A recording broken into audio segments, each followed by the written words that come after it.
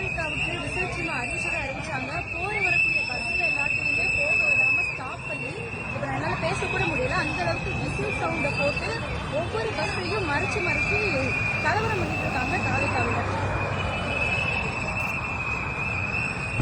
என்ன எங்கேயோ பார்த்துருக்கேன்னு சொன்னீங்க. மாட்டிக்கிட்ட என்ன மிஸ் கேட்டிங்கல்ல, என்ன சொல்கிறாங்கன்னு கேட்டிங்களா? இந்த அம்மா நம்மலாம் வந்து போகிற வர மக்கள்கிட்ட பொறித்தனம் பண்ணுறோமா, அராஜகம் பண்ணுறோமா, விசில் அடித்து அலப்பறை பண்ணுறோமா? யார் இந்த அம்மா? அஃப்கோர்ஸ் கொத்தடிமை தான், வேறு யார்? கொத்தடிமையோட கைகூலி தான். பட் இருந்தாலும் இன்றைக்கி கொத்தடிமை சொல்லுது, நாளைக்கு வந்து பொதுமக்கள் சொல்லாத அளவுக்கு நம்ம நடந்துக்கணும். விசில் சின்னம் அறிவிச்சாங்க, ஓகே சந்தோஷம். அந்த முதல் நாள் கொண்டாடினீங்க, விசில் அடித்து கொண்டாடினீங்க, அது வரைக்கும் சந்தோஷம். பட் இதை அப்படியே கன்டினியூ பண்ணாமல் நம்மளோட விசில் சின்னம் என்னவோ அந்த சின்னத்தை கொண்டு போய் மக்கள்கிட்ட சேருங்க. ஏன்னா இந்த விசிலை வச்சு விளையாடுறதுக்கு நிறையா வேலை பண்ணுவாங்க.